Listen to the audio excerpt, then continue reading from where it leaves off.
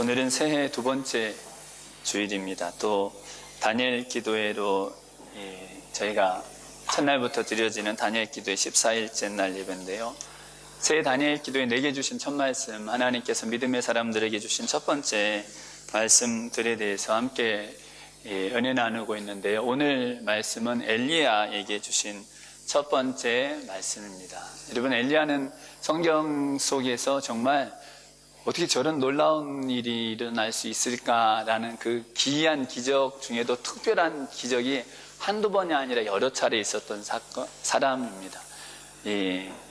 성경에 죽음 보지 않고 하늘로 올리운 사람이 두 사람 있다고 하는데, 에녹이 죽지 않고 하늘로 올렸다고 히브리서 11장에 말씀하고요.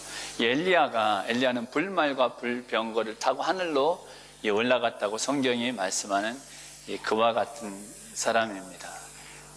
그뿐 아니라 갈멜산의 제단에 하늘에서 불이 내려 그 응답하신 일을 경험한 사람 바로 엘리야죠.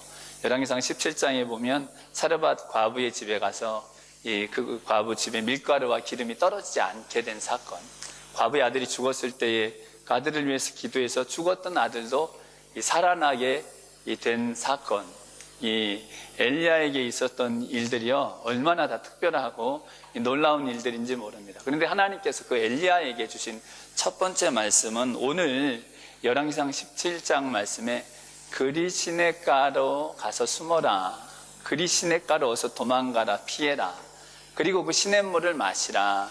이것이 하나님께서 엘리야의 생애에 처음으로 주신 말씀이었습니다. 그리 시냇가로 가서 숨어라, 피신해라, 그리고 거기 시냇물을 마셔라. 하나님께서 엘리야에게 그렇게 말씀하신 이유는 엘리야를 보내셔서 당시 이스라엘 땅에 3년여 동안 비를 내리지 않게 하시기 위함이셨습니다. 열왕기상 17장 1절에 길라앗에 우거하는 자 중에 디셉 사람 엘리야가 아합에게 고하되 나의 섬기는 이스라엘 하나님 여호와의 사심을 가리켜 맹세하노니 내 말이 없으면 수년 동안 우로가 있지 아니하리라. 성경에 엘리야가 처음 등장할 때입니다. 아합 왕에게 찾아갔습니다. 왕에게 찾아가서 내가 여호와의 이름으로 맹세하는데 내가 다시 말하기 전까지 수년 동안 비가 오지 않을 것이다. 그것이 엘리야를 통해 하나님이 아합 왕에게 하게 하신 말씀입니다. 여러분, 아합 왕이요 엘리야라는 사람을 처음 봤는데 내가 다시 말하기 전에 몇 년 동안 비 안 올 거야 그런 얘기를 하는 것 듣고서 이놈 미친놈 아니야 그런 생각하지 않았겠습니까? 무슨 비가 수년 동안 안 온다고. 처음에는 그럴지 모르겠지만 엘리야가 말한 대로 정말 3년여 동안, 3년 반 동안 이스라엘 땅에 비가 오지 않습니다.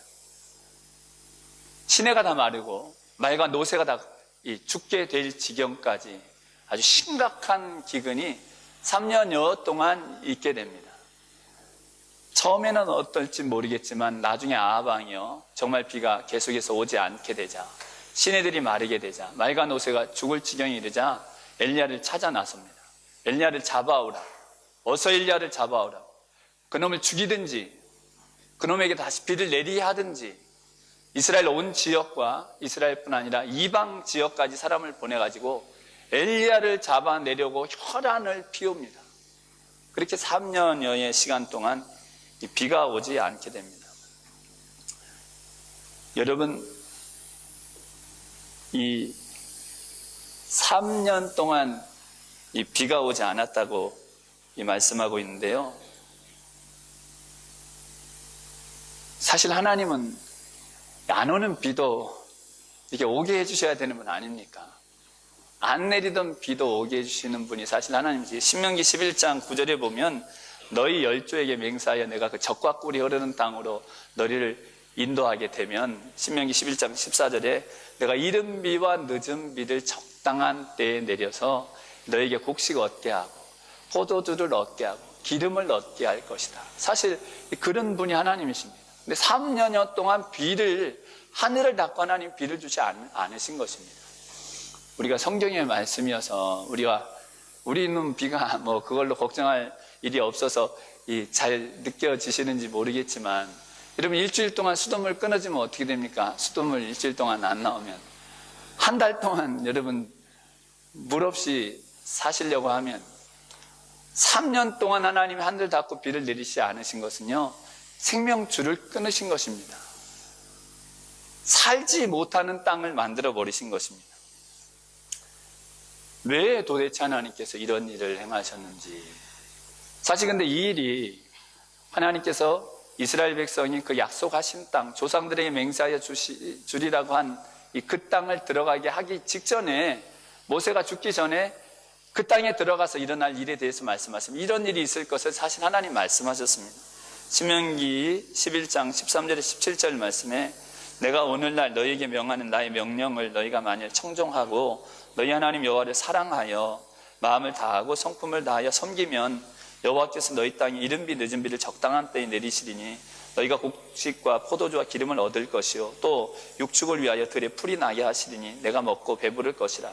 너희는 스스로 삼가라. 두렵건대 마음이 미혹하여 돌이켜 다른 신들을 섬기며 그것에게 절함으로 여호와께서 너희에게 진노하사 하늘을 닫아 비를 내리지 아니하여 땅으로 소산을 내지 않게 하심으로 너희가 여호와의 주신 아름다운 땅에서 속히 멸망할까 하노라.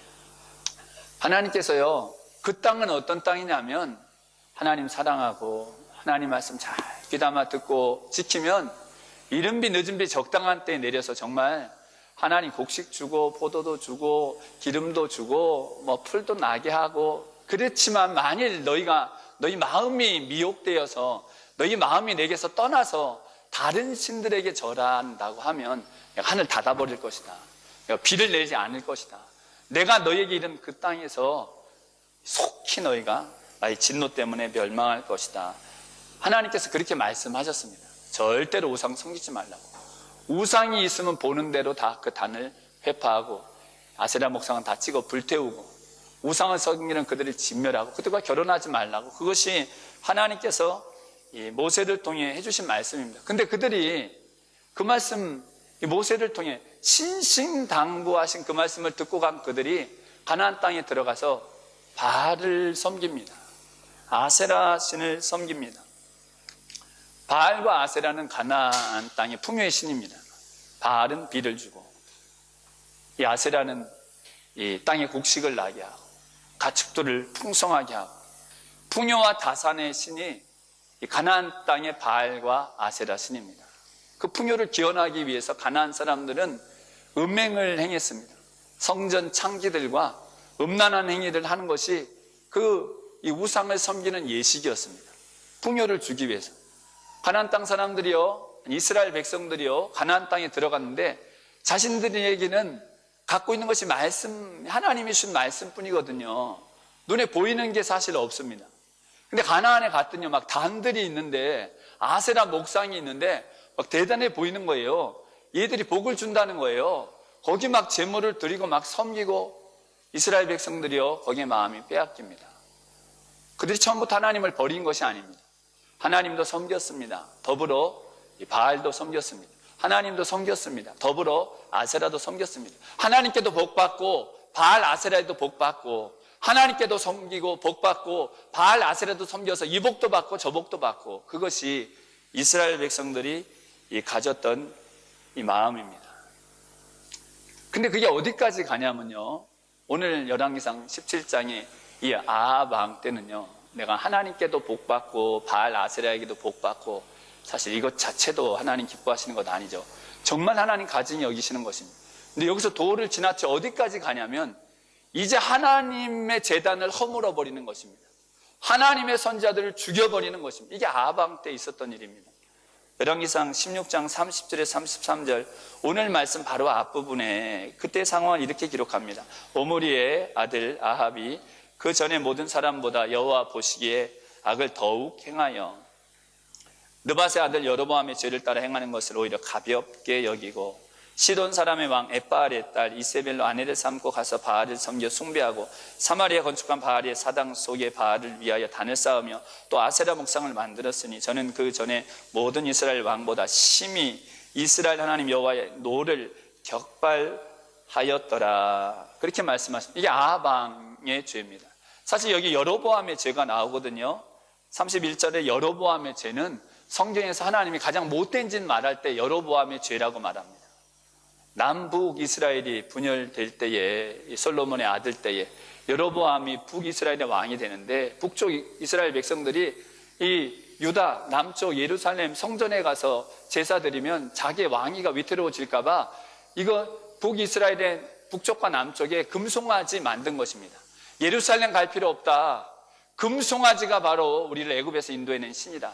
각 산당들을 짓고 금송아지에게 분향하고 금송아지에게 제물을 드리게 하고.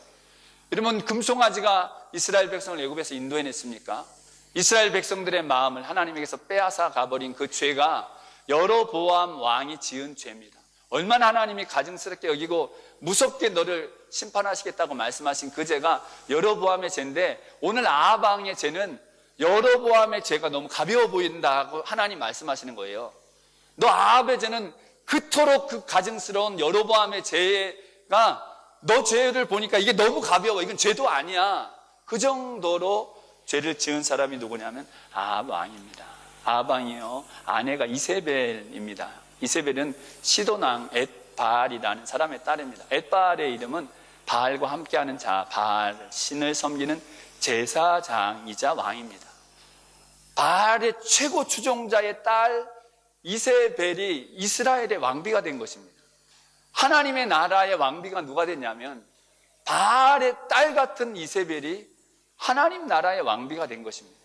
그래서 그가 이제는 하나님도 섬기고 바알도 섬기고 하나님도 섬기고 아세라도 섬기고 이런 게 아니라 하나님의 선지자들을 다 죽여버립니다.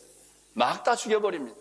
그 열왕기상 19장에 보면 엘리야가 말하기를 하나님 이제 나만 남았습니다. 저가 다 죽여버렸습니다. 사실 하나님이 더 많은 사람들, 소수의 사람들 남겨놓긴 했지만 엘리야가 느끼기에도 저가 다 죽여버리고 남은 것이 나뿐입니다 말할 정도로 하나님의 선지자를 죽여버리고, 이세벨 곁에는, 이 아합 왕 곁에는 바알 왕 선지자 450명, 아세라 선지자 400명. 그러면 이스라엘 왕 곁에 하나님의 선지자들이 있었던 것이 아니라 이스라엘 왕 곁에 바알 선지자 450명과 아세라 선지자 400명이 있었던 때가 바로 어느 때냐면 바로 오늘 엘리야를 보내신 이 그때입니다.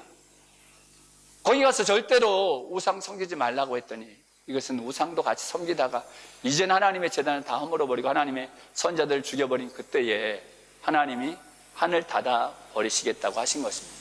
그리고서 너희 바알이 비를 준다고 생각하느냐, 아세라가 너희를 먹여 살린다고 생각하느냐, 내가 하늘을 닫으면 바알도 너희에게 비를 주지 못하고 아세라가 너희를 살리는 것이 아니다. 바알과 아세라는 헛될 뿐이다. 비를 주는 신은 나고 너희를 살리는 신은 나라는 것을 하나님께서 보여주시려고 하늘을 닫으셨던 것입니다. 다시 엘리야를 3년 만에 아합 왕에게 보내시죠. 그리고 다시 큰 비를 주시기 전에 아합 왕과 이 엘리야가 만나서 바로 갈멜산에 이 그 하나님께 불러 응답하게 하는 이 그 대결, 엘리야와 바알 선자들의 대결이 거기서 벌어지게 하십니다. 아합 왕이 엘리야를 만났을 때 얘기하죠. 너 때문에 이스라엘 땅에 저주가 임했다고, 너 때문에 하늘이 닫혔다고, 너를 죽여버리겠다고. 아합 왕이 엘리야에게 그렇게 말했습니다. 그때 엘리야가 말하죠. 나 때문이 아니라 당신 때문입니다. 당신이 하나님을 버려서 그렇습니다. 만약 바알이 정말 하나님이라면 그러면 바알의 선자 450명을 나와 대결케 해서 제단을 쌓고 불로 바알이 응답하면 바알이 하나님이요, 여호와께서 불로 응답하시면 여호와가 하나님이십니다. 그래서 이 갈멜산에서 이 대결을 하게 하십니다. 이스라엘 백성들을 다 모읍니다. 정말 누가 신인지, 그동안 이렇게 비가 안 오고 참담한 지경에 이르렀는데 백성들 다 와서 보라고. 그래 놓고 바알 선지자들이 제단을 쌓죠. 그리고 제물을 올려놓고 아침부터 거기서 바알에게 부르짖습니다. 바알이 응답하소서, 바알이여 불을 내리소서, 바알이여 응답하소서. 그들이 오전 내내 기도했는데 점심 될 때까지 응답이 없어. 엘리야가 말하죠. 졸고 있나 보다, 마실 갔나 보다, 너희 신을 깨워라. 그때 이 붙었는 바알 선자들이 칼로 자기의 몸을 자해합니다. 날뛰고 피를 흘리면서 불로 응답하라고 막, 그들이 저녁 소리에 들을 때까지 바알 선지자들이 막 그렇게 날뜁니다. 응답이 없죠. 이제는 엘리야 차례가 됐습니다. 엘리야가 거기 무너졌던 하나님의 단을 다시 세웁니다. 야곱이 12아들의 수를 따라 12돌을 세우고 도랑을 파고 장작을 올려놓고 제물을 올려놓고 엘리야가 딱 한 번 기도 드릴 때에 불이 하늘에서 내려옵니다. 그리고 나서 엘리야가 바알 선지자 450명을 다 죽여버립니다. 그리고 나서 큰 비가 이스라엘 땅에 3년여 만에 있게 하십니다. 하나님께서 왜 이런 일을 행하셨다고요? 하나님이 정말 여호와가 정말 하나님이신 것을 알게 하시려고. 하나님이 이를 통해서요 3년여 동안 비가 안 오게 했다가 하늘에서 불이 떨어지는 것을 보게 하셨다가 다시 3년여 만에 큰 비를 내리시면서 하나님께서 이스라엘 백성이 행하고 싶으셨던 일이 있습니다. 바알 선지자 죽이는 일, 그 일이 아니라 다시 잘 먹고 살라고 그 일이 아니라 하나님이 정말 이 일을 통해서 그들에게 행하고 싶으셨던 일이 있습니다. 그것이 엘리야의 기도에 그 내용이 담겨져 있는데요.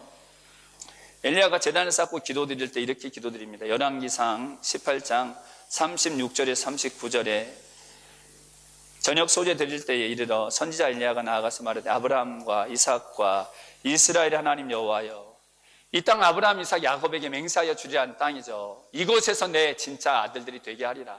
우리 형상 우리 모양을 따라 진정한 하나님 아들, 진정한 왕 같은 제사장으로 세워 그 하나님의 소원이 있었던 땅입니다. 주께서 이스라엘 중에서 하나님이 되심과 내가 주의 종이 됨과 내가 주의 말씀대로 이 모든 일을 행하는 것을 오늘날 알게 하옵소서. 여호와여 내게 응답하옵소서. 내게 응답하옵소서. 이 백성으로 주 여호와는 하나님이신 것과 주는 저희의 마음으로 돌이키게 하시는 것을 알게 하옵소서. 이에 여호와의 불이 내려서 엘리야가 거기 물을 잔뜩 붓고 이 기도를 드렸는데 흥건했던 그 재물 도랑의 물이 다 타기까지 그 놀라운 일을 통해 하나님이 이루시고자 했던 것이 뭐냐면 37절에 하나님이 이 백성 중에 하나님이신 것을 알게 하시기를 그들의 마음을 다시 돌이키게 하옵소서. 그들의 마음이 다시 하나님께로 향하여지게 하여 주옵소서. 그들의 마음이 다시 전심으로 하나님께 돌아오게 하여 주시옵소서. 여러분, 하나님이요 그 놀라운 기적 3년 반 동안 하늘이 닫히고 다시 비가 내리고 불이 하늘에서 떨어진 그 일을 통해서 하나님이 정말 행하시고자 하셨던 일은 무엇이냐면 그들의 마음이 다시 온전히 하나님께로 오는 그 일을 하나님이 소망하셨다는 것입니다. 왜냐하면 그들이 왜 바알을 섬겼냐면요, 그들의 마음이 하나님에게서 조금씩 떠나면서부터 바알로 향했습니다. 한꺼번에 하나님 버린 것이 아니에요. 조금 바알의 마음이 돌아갔는데, 조금 세상을 바라봤는데, 조금 바알에게 마음 빼앗겼는데 마음이 점점 더 빼앗기는 거예요. 나중에는 하나님에게서 완전히 등 돌려버릴 정도로 그 마음이 하나님께서 떠나가게 된 것입니다. 하나님께서 엘리야를 통해 그 놀라운 일들을 통해 너희 마음 다시 내게로 가져와라. 너희 마음 다시 내게로 가져와라. 하나님께서 그 일을 행하셨다는 것입니다. 여러분, 하나님께서 이스라엘 백성을 애굽에서 인도해내시죠. 400여 년 동안 종살이하던 그들을 애굽의 10번의 재앙, 마지막 6월절에 그 놀라운 무시무시한 기적을 행하시고 홍해를 가르신 상상할 수 없는 그 일들을 행하시고 광야의 기적을 행하셔서 이 가나안 땅까지 가나안의 요단을 들어가고 여리고를 무너뜨리실 때도 그 놀라운 기적들을 행하신 이유가 무엇입니까? 너희들의 마음을 하나님께로만 다 향하라는 것입니다. 마음을 다하고 목숨도 다하고 뜻도 다해서 이 하나님 섬기라고. 하나님이 그 기적들 하나님이 행하신 이유가 너희 마음이 다 하나님께로만 오면, 내가 너에게 주는 이 말씀을 너희가 마음에만 다 새기면 내가 영원토록 너희 하나님 되겠다는 것. 하나님은 처음부터 마음을 다 갖고 오라고 하셨습니다. 예수님도 똑같이 말씀하셨죠. 가장 큰 계명, 마음 다해서 온 마음을 하나님께 쏟아 사랑하는 것이다. 하나님께서 원하시는 것은 무엇이었냐면 그 놀라운 기적들, 마음을 하나님께로 향하여 그를 섬기라는 것이었습니다. 예수님께서 이 땅에 오셔서 그 놀라운 기적들을 행하신 이유도 뭡니까?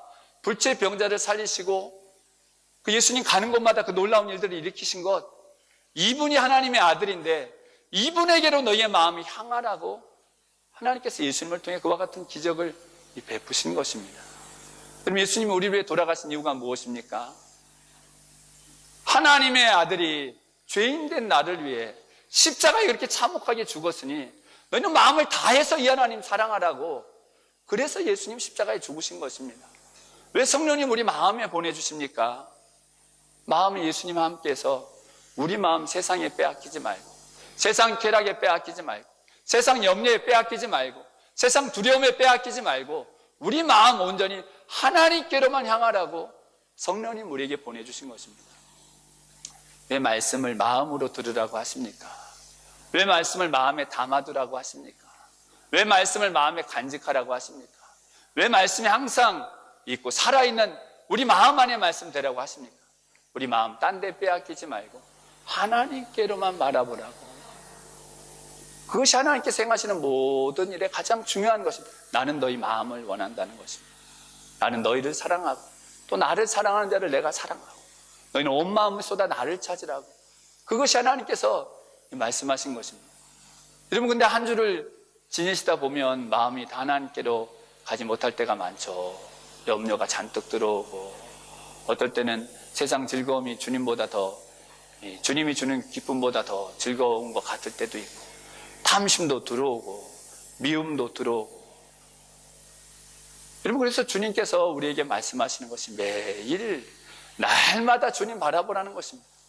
우리의 마음은요, 가만두면 하나님께로 전심으로 향할 수가 없습니다. 전심으로 주님께 돌아오려면 십자가에 주님 바라봐야 됩니다. 말씀을 마음에 담아야 됩니다. 그래서 마음을 오직 강하게 하고 굳게 담다히 해서 하나님 말씀 날마다 입에 두고 하나님 말씀 마음에 두어서 그 십자가의 주님을 거기서 시선을 띄지 말라는 것입니다. 매일매일 진정으로 회개하고 매일매일 거룩한 생명의 양식으로 충만해서, 그래서 우리 마음이 하나님께로 향하면 하늘이 닫혔다 열리는 불이 내려오는 이런 것이 문제가 아니라 내가 정말 너희 하나님이 되고 너희는 나의 백성이 되고 진정한 하나님 아들들로, 진정한 왕 같은 제사장들로 이 교회를 우리가 사는 곳을 하나님이 너무 기뻐하시는 복된 땅 만들기, 적과 꿀이 흐르는 아름답고 광대한 땅 만들겠다고 하신 것, 우리 마음이 주님께로 향할 때 이루시겠다고 하신 이 은혜가 여러분, 저와 여러분에게 충만하시기를 예수님의 이름으로 축원드립니다. 매일 주님 꼭 바라보시기 바랍니다. 매일 진정으로 회개하시기 바랍니다. 매일 말씀 붙잡고 마음을 다 쏟아서 하나님 앞에 기도드려 우리의 마음이 주님께로 향하는 2018년 복된 해 되시기를 예수님의 이름으로 축원드립니다. 두 번째, 마음을 온전히 주님께로 향하게 하셔서 하나님이 이루시는 일, 참믿음, 온전한 믿음, 믿음의 진정한 능력을 가진 하나님의 백성 되게 하신다는 것입니다. 야고보서에 보면요, 엘리야의 기도를 이렇게 우리의 기도와 비교해서 말씀하십니다. 야고보서 5장 15절에서 18절에 믿음의 기도는 병든 자를 구원하리니 주께서 저를 일으키시리라. 혹시 죄를 범하였을지라도 사하심을 얻으리라. 이러므로 너희 죄를 서로 구하며 병 낫기를 원하여 서로 기도하라. 의인의 간군이 역사하는 힘이 많으니라. 엘리야는 우리와 성정이 같은 사람이로되 저가 비 오지 않기를 간절히 기도한즉 3년 6개월 동안 땅에 비가 아니오고 다시 기도한즉 하늘이 비를 주고 땅이 열매를 맺었느니라.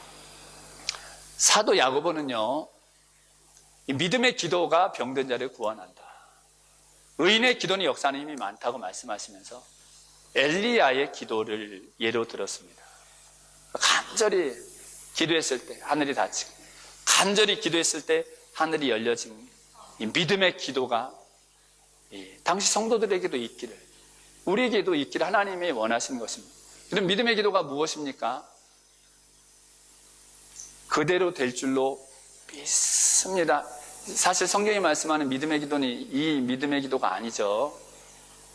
여기 야고보서 5장에 믿음의 기도, 의인의 간구는 야고보서 1장부터 5장까지 전체적으로 연결되는 믿음이 무엇인지, 의인이 무엇인지를 쭉 한 가지로 말씀하시는 내용이 1장부터 5장까지 다 연결되어 있습니다.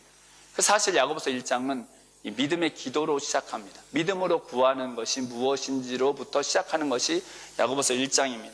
야고보서 1장 5절에서 8절에 너희 중에 누구든지 지혜가 부족하거든 모든 사람에게 호의 주시고 꾸짖지 아니하신 하나님께 구하라. 그리하면 주시리라.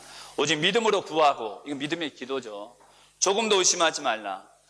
의심하는 자는 마치 바람에 밀려 요동하는 바닷물결 같은 이런 사람은 무엇이든지 죽게 얻기를 생각하지 말라. 두 마음을 품어 모든 일에 정함이 없는 자로다. 여러분, 엘리야의 기도는 무슨 기도였냐면 이스라엘의 백성을 온전히 하나님께로 다 돌려드린 엘리야의 마음이 온전히 하나님께로 향했던 기도입니다. 엘리야의 마음이 하나님께로 다 가 있었죠. 여기 야고보서에서 말씀하시는 믿음의 기도가 사실 그런 내용입니다. 좀 전에 읽었던 그 말씀 띄우실 수 있으면 띄워주시기 바랍니다. 이 믿음으로 구해야 할 것으로 야고보서 1장 5절은 지혜를 이 지혜는 공부 잘하는 지혜가 아닙니다. 막 그냥 학교 잘 들어가고 시험 잘 보고 그 지혜가 아닙니다. 나중에 보면 이 지혜는 이 화평케 하는 지혜, 하나님과 온전히 하나님께로 마음이 하나 됐을 때에 갖게 되는 정말 하늘의 지혜, 나중에 말씀에 그렇게 기록되어 있습니다. 근데 이 지혜를 분명히 주신다는 것, 이 지혜는 구하면 안 받을 사람이 없다는 것입니다. 시간이 걸릴 수는 있어도 모든 사람에게 후히 주시고 꾸짖지 아니하시는, 그래서 야고보에서 말하는 믿음의 기도의 첫 번째 꼭 강구해야 할 것은 이 지혜입니다. 근데 두 마음을 품은 사람들은 그걸 기다리지 못하고 인내하지 못하고 받지 못한다는 것입니다. 여러분, 두 마음이 무엇입니까?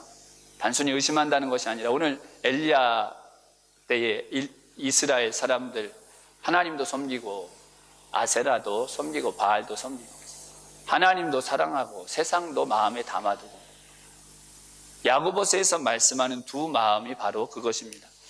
이 야고보서 4장에도 보면 기도와 두 마음에 대해서 말씀하시는데요, 야고보서 4장 8절에 하나님을 가까이 하라, 그리하면 너희를 가까이 하시리라. 죄인들아, 손을 깨끗이 하라. 두 마음을 품은 자들아, 마음을 성결케 하라.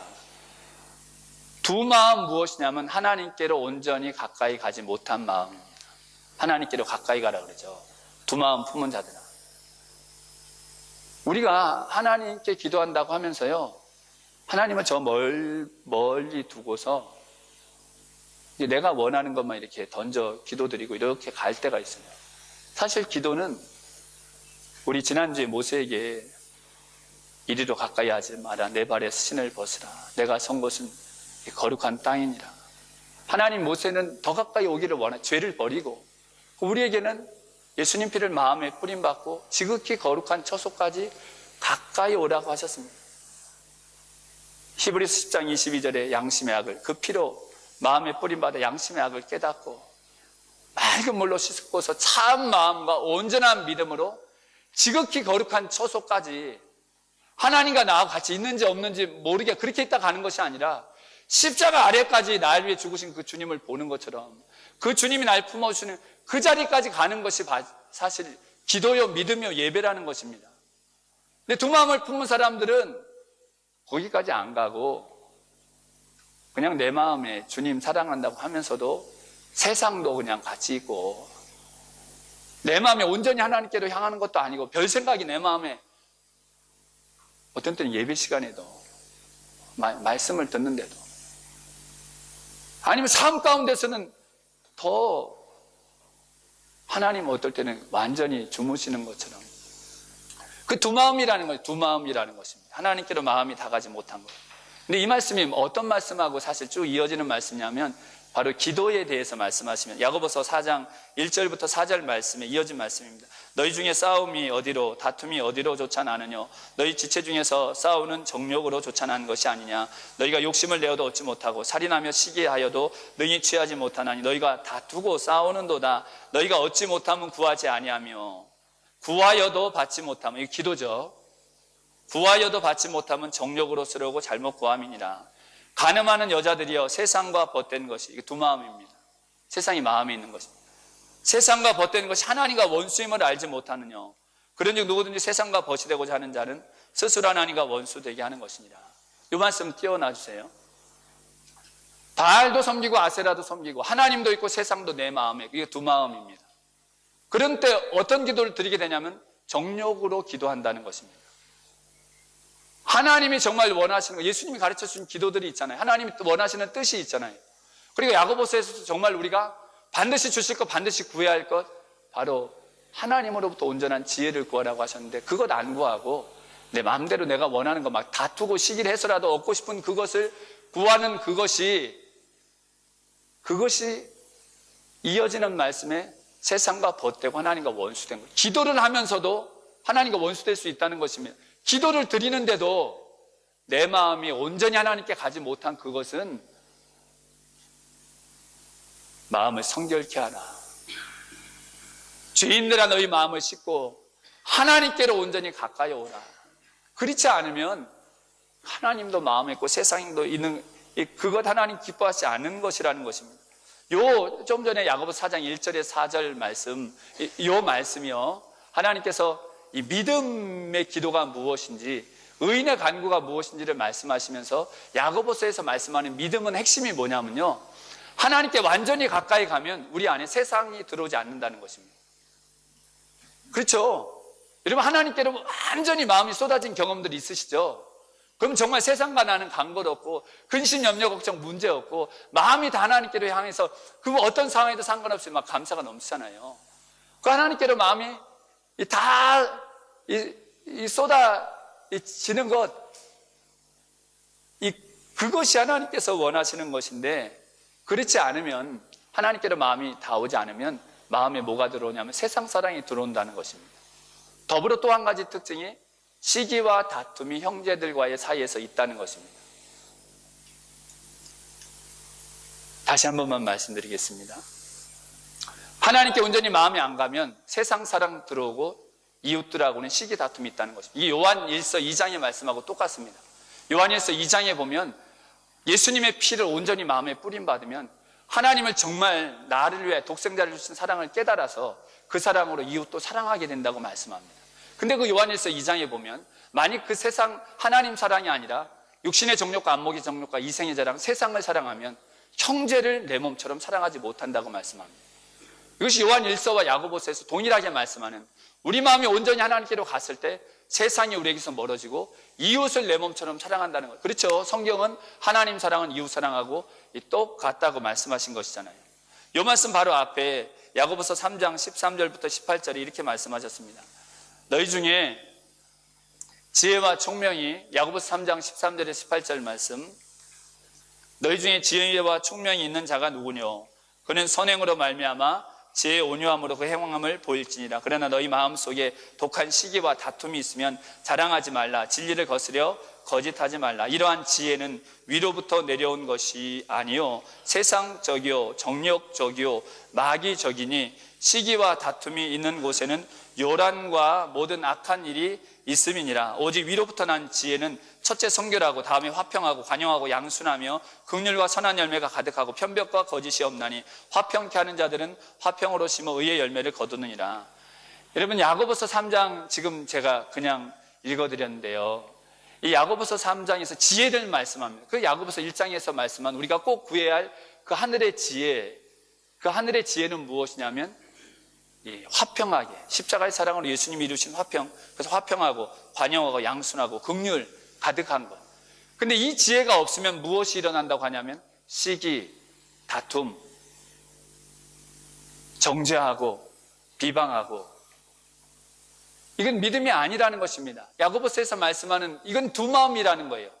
이 야고보서 요 말씀 위에 3장 9절 10절에 보면 우리가 한 입으로 하나님 찬양하고 한 입으로 형제를 미워하고 두 마음이라는 거예요. 아니 어떻게 한 입으로 하나님 찬양한 그 입 가지고 형제를 정죄하고 미워하고 욕하고, 성경은 그것을 계속 두 마음이라는 거. 그런 것 어떻게 가능합니까? 가능하죠. 경험해 보셨죠, 여러분. 근데 그것을 성경은 하나님께로 온전히 마음이 못 가서 그렇다는 것입니다. 그래서 믿음의 기도는 뭐냐? 하나님께로 마음이 다 간 그 기도.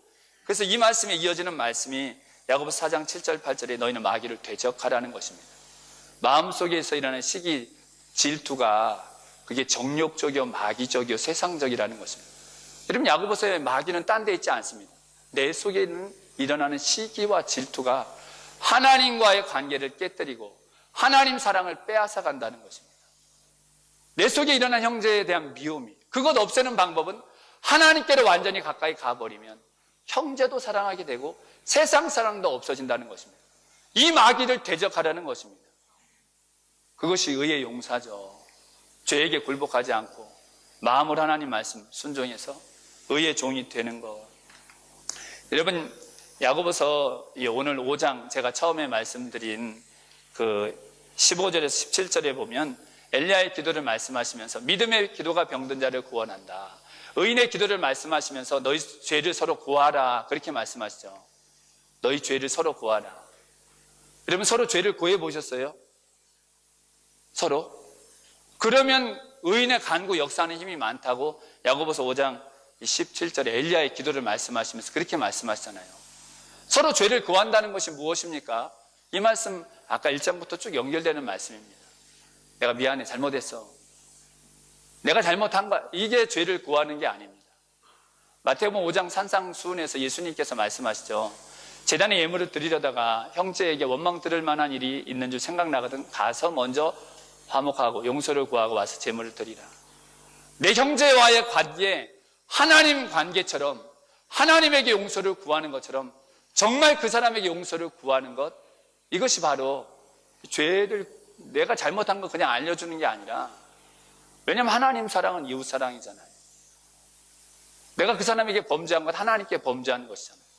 정말 주님께 용서를 구하듯이 그렇게 용서를 구하는 그것이 바로 무엇이냐면 그것이 믿음이요, 그것이 의인의 기도라는 것입니다. 이 말씀이 에베소서 3장에 그대로 나타나 있죠. 에베소서 3장 17절, 18절 말씀에 이렇게 말씀합니다. 믿음으로 말미암아 그리스도께서 너희 마음에 계시게 하옵시고 너희가 사랑 가운데서 뿌리가 박히고 터가 굳어져서, 믿음이죠. 믿음은 그리스도가 마음에 계시는 것이고 하나님과 완전히 하나 되는 것이고, 이어서 너희 모든 성도, 여기 너희 모든 성도는 원수되었던, 전에 멀리 있던 그들과 지식에 넘치는 그리스도의 사랑을 아는 것, 하나님 그 사랑의 넓이, 길이, 높이, 깊이 하나님의 충만하신 것으로 충만해져서 이웃과도 그와 같은 사랑이 이르는 것, 성경은 이것을 믿음이라고 말씀합니다. 될 줄로 믿습니다가 믿음이 아니라 예수님이 생생히 내 안에 사셔서 그 사랑이 얼마나 큰지, 그 사랑 내가 얼마나 깊이 알았는지, 내게 없는 그 생명 주신 사랑, 아들 주신 사랑을 깨닫고서 그 사랑이 막 내게서 흘러나오니까 이웃들하고도 용서를 진심으로 구하고 화평하고 세상 지혜가 아니라 시기 다툼이 사라지고, 그것이 바로 믿음의 기도요, 의인의 간구가 그것이 역사하는 힘이 많다는 것입니다. 우리에게 정말 기도해야 될 제목이 무엇이냐면 이 지혜를 구하라는 것입니다. 하나님과 가까이 하라는 것입니다. 그냥 막 하나님 멀리 두고 막 와서 기도하는 것이 아니라 하나님 은혜의 보좌 지성소까지 십자가 아래까지 내려와가지고 가까이 와서 하나님 마음 부음받고 얼마나 날 용서하셨는지 마음 찢고서 회개하고서 이제는 내가 정말 하나님과 함께 살겠습니다. 그리고 이웃과의 삶에서 말로만 아니라 열매가, 야고보서가 열매를 얘기하잖아요. 그 열매가 나타날 때 우리의 기도가 엘리야의 기도같이 된다는 것입니다. 의인의 간구가 된다는 것입니다. 엘리야는 우리와 성전이 같은 사람이로되, 엘리야가 하늘로 올라갔죠. 에베소서 1장에 우리를 그리스도와 함께 죽은 자 가운데 살리시고 이미 하늘로 올리셨고 하늘에 앉히셨고 구하면 하나님이 이루신다는 것입니다. 여러분, 2018년도에 하나님 정말 하나님께로 가까이 가게 하여 주옵소서. 여러분, 이 기도가 매일 여러분의 기도가 되시기를, 하나님 십자가 아래 정말 날마다 가까이 가게 하여 주옵소서. 그리스도 예수의 사람들은 정과 욕심을 십자가에 못 박아 나는 날마다 죽노라, 날마다 자기를 부인하고, 매일매일 우리 가운데 부인되어야 할, 십자가에 못 박혀야 할 것들이 있는데 그것은 십자가 앞에 나와야, 말씀 앞에 나와야 된다는 것입니다. 여러분, 하나님 앞에 가까이 나오는 것이 새해 날마다 여러분의 기도 되시기를 주님의 이름으로 축원드립니다. 그것이 우리를 믿음의 사람 되게 하고 의인이 되게 하고 우리의 기도에 진정한 능력이 있게 하는 것, 하나님은 모든 사람에게 후히 이 지혜를, 이 은혜를, 이것 구하면 주신다고 말씀하신 이 은혜가 저 우리 성도님들에게 충만하시기를 예수님의 이름으로 축원드립니다. 기도드리겠습니다.